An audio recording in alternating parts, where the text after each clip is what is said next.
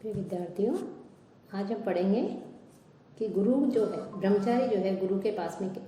जब अध्ययन के लिए जाए तो किस प्रकार से वो बैठे और जो प्राणायाम आदि करे उसका कितना समय आदि होता है, कैसे प्राणायाम किया जाता है, गुरु के चरण स्पर्श कैसे करे, इसके विषय में बताएंगे। तो गुरु सदन विधि, तो प्रथम अध्याय के प्रथम प्रश्न का जो प्रथम अध्याय है उसका 49 जो है वो मंत्र में कहा गया है कि ब्रह्मचारी जो है वो जब गुरु के पास में जाए तो पाणिना सव्यम संग्रह्यान्नम अंगुष्टम अधीहि भो इत्ते आमंत्रये गुरु तत्र चक्षुः मन है प्राणो स्पर्शनम दर्भे। कि ब्रह्मचारी जो है वो अपने दाहिने हाथ से जो है गुरु के बाएं पैर को सव्यम उपसंग्रहणम के दाहिने हाथ से गुरु के अंगुष्टम के बाएं पैर का जो अंगूठा है उसको छोड़ करके, अंगूठे को पकड़ करके नहीं, गुरु के पैर को अपने दाहिने, शिष्य का तो दाहिना हाथ और गुरु का जो बायां पैर है उस पैर का जो अंगूठे को छोड़ दे और अंगूठे को छोड़ करके उस पैर को पकड़े और पकड़ करके क्या कहे, अधीहि भो, हे श्री, हे गुरु आप मुझे पढ़ाए, ऐसा इति आमंत्रण, ऐसा कह करके अपने गुरु को आमंत्रित करें। कि इस प्रकार से ब्रह्मचारी जब शिक्षा के लिए अपने गुरु के पास जाए तो पहले अपने दाहिने हाथ से गुरु के बाएं पैर का स्पर्श करे और उसके अंगूठे को छोड़ करके उस पैर का स्पर्श करे और साथ ही साथ ये भी कहे कि अधीहि भो, कि हे गुरु, हे श्रीमन, हे देव आप मुझे अध्ययन कराएं, मुझे अध्यापन कराएं। ऐसा कह करके वो जो है फिर गुरु को आमंत्रित करे। और गुरु भी फिर क्या करे कि जब शिष्य उनके पैर छुएगा तो गुरु भी जो है अपने चक्षु, अपने नेत्र, मन है और मन लगा करके प्राणाव स्पर्श, कि प्राण अर्थात सिर की इंद्रियों का जो है वो दर्भ कुशा से स्पर्श करे। कि गुरु भी अपने नेत्र, जो शिष्य उनके पास में शरण में आए हैं, अध्ययन के लिए आए हैं, उनका चरण स्पर्श कर रहे हैं, तो गुरु का भी कर्तव्य बनता है कि वो उन्हें आशीर्वाद दे, उनका जो है सत्कार करे। तो गुरु उनको जो है अपने नेत्रों और मन को अपने शिष्य के प्रति लगा करके जो है उसकी सिर की इंद्रियों का जो है कुशा से, जो घास के ऊपर जो पतली नोक रहती है उसको जब चुना जाता है तो उसे कुश कहते हैं, उससे जो है अपने शिष्य के सर का स्पर्श करे अर्थात अपना आशीर्वाद प्रदान करे कि तुम मेरी शरण में अध्ययन के लिए आए हो, मैं तुम्हें अध्यापन कराने के लिए तैयार हूँ, कि मैं तुम्हें शिक्षा देने के लिए, ज्ञान देने के लिए तैयार हूँ। फिर जो प्राणायाम है उसके विषय में बताया कि फिर शिष्य जो है उसे प्राणायाम करने के लिए भी कहा गया है। तो प्राणायाम क्या होता है, प्राणायाम त्रयः 15 मात्रः, कि प्राणायाम कितना करना चाहिए, कि 15 मात्रा तक प्राणायाम करना चाहिए। कि मनु ने कहा है से व्यावृत्ति काम से प्रणवाम गायत्री शीर्षा सह त्रिहि पठेत आयत प्राण है प्राणायाम है से उच्यते। कि व्यावृत्तियों पूर्वक जो गायत्री मंत्र होता है उसका उच्चारण करना चाहिए प्राणायाम में, और साथ ही साथ प्राणायाम जो किया जाता है उसका समय कितना होना चाहिए, इसके विषय में इस सूत्र में कहा है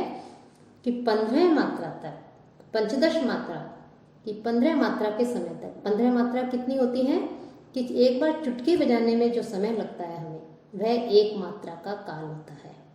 वो 1 मात्रा कही जाती है, चुटकी बजाने का जो समय है वो 1 मात्रा का समय है, 1 मात्रा का काल होता है। तो 15 मात्राओं तक हमें प्राणायाम करना चाहिए। प्राक्कूलेषु आसनम च, और कैसे आसन पर बैठना चाहिए, कि प्राक्कूलेषु, कि जिसके जो अग्रभाग है वो पूर्व की ओर हो, पूर्व की ओर, सामने की ओर जिसके अग्रभाग निकले हुए हों, ऐसे कुशों को हमें आसन बना करके उस पर बैठ करके प्राणायाम करना चाहिए। और प्राणायाम करने से पहले हमें क्या करना चाहिए, उसके आगे क्या जोड़ना चाहिए, ओम पूर्वा व्यावृते है पंच सत्यान्तः, कि प्रत्येक जो प्राणायाम करेंगे हम तो उसके पहले ओम जोड़ करके, कि प्रत्येक जो 5 व्यावृत्तियां कही गई हैं उन व्यावृत्तियों के सब प्रत्येक के आगे ओम जोड़ा जाता है, और जोड़ करके जो 5 सत्यम तक 5 व्यावृत्तियाँ कही गई हैं, इनका उच्चारण करें कि भू, भुवः, स्वः, पुरुष और सत्यम, ये 5 व्यावृत्तियाँ होती हैं और इन पांचों के आगे हमें ओमकार को जोड़ना चाहिए, ओम का उच्चारण करना चाहिए, ओम भू, ओम भुवः, ओम स्वः आदि। तो इस प्रकार से जो है इनका उच्चारण करना चाहिए। और गुरु के जो पैर चरण स्पर्श की विधि बताई थी, उसी क्रम में कहते हैं कि गुरु को पादोपसंकरणम प्रातः है, कि प्रतिदिन, ऐसे नहीं कि हम अध्ययन करने गए गुरु के आश्रम में उसी दिन हमने गुरु के चरण स्पर्श किए, बल्कि प्रतिदिन प्रातः, कि प्रतिदिन प्रातः काल गुरु के जो पाद है, चरण है, उनको चरणों का हमें स्पर्श करना चाहिए, गुरु को प्रणाम करना चाहिए। तो इसका भी इसमें वर्णन है। ब्रह्मानुवचने च अध्ययनतयो, और साथ ही साथ और कब गुरु का चरण स्पर्श करना चाहिए कि आध्या, कि वेदों का जो हम अध्ययन करने जा रहे हैं, ब्रह्मानुवचने, कि जो हम वेदों का पाठ करने जाते हैं, आध्या प्रारंभ करने के समय और अंतयो, और अंत में हमें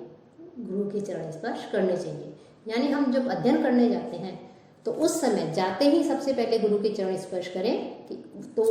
और उनसे ज्ञान प्राप्त हो जाए, वो आपको अध्ययन करवाएं। उसके पश्चात जब आप उठ करके जाएं तो अंत में गुरु के चरण स्पर्श करके आप वहाँ से जाएं। तो पाठ प्रारंभ होने के पहले और अंत में जो है गुरु के चरण स्पर्श करने के लिए कहा गया है। अनुज्ञात विषेद प्रांगमुखो दक्षिणतः शिष्य उदंगमुखो वा। अब बैठने की विधि भी बताई गई है कि जब वो शिष्य गुरु के पास अध्ययन के लिए जाए तो आचार्य की आज्ञा प्राप्त करके ब्रह्मचारी जो है उनके दाहिनी ओर और गुरु के दाहिनी ओर बैठे, और पूर्व की ओर मुख करके या उत्तर की ओर मुख करके जो है बैठना चाहिए, कि गुरु जो है उसके दाहिनी ओर बैठना चाहिए, साथ ही साथ पूर्व दिशा या उत्तर दिशा की ओर मुख करके उस जो शिक्षा के लिए ब्रह्मचारी जा रहा है उसे गुरु के पास में बैठना चाहिए। लेकिन इससे भी पहले महत्वपूर्ण बात है गुरु की आज्ञा प्राप्त करके कि मैं अध्ययन के लिए आया हूँ, तो गुरु जब उसे आज्ञा दे दे कि हाँ बैठो, तब जो है वो गुरु की आज्ञा प्राप्त करके वहाँ बैठे। सावित्री च अनुवचनम, और प्रतिदिन का जो अध्ययन है उस अध्ययन के समय सावित्री मंत्र जो है उसका उच्चारण करें, उसका जप करें। इससे पहले भी सावित्री के विषय में बताया गया था कि ब्राह्मण, क्षत्रिय, वैश्य के उपनयन संस्कार की एक अवधि कही गई है, उसके पश्चात वो सावित्री जो मंत्र है उसके लायक नहीं,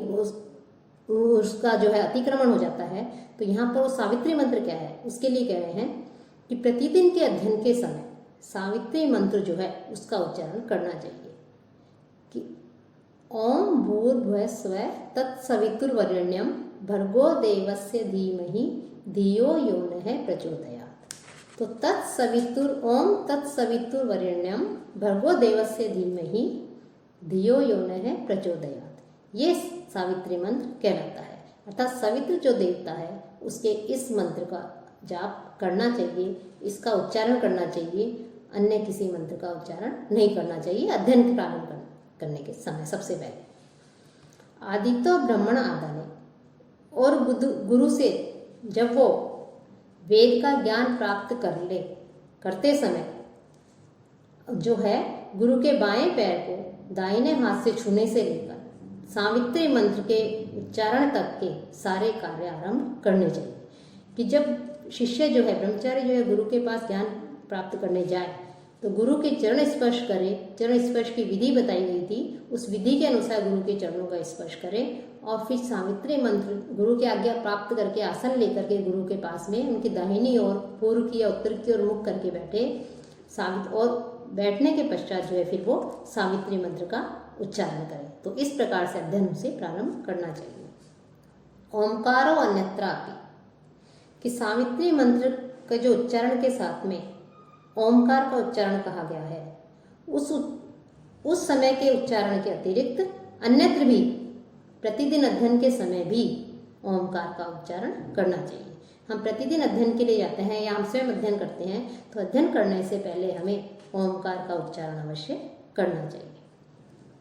अंतरागमने पुनः उपसदन,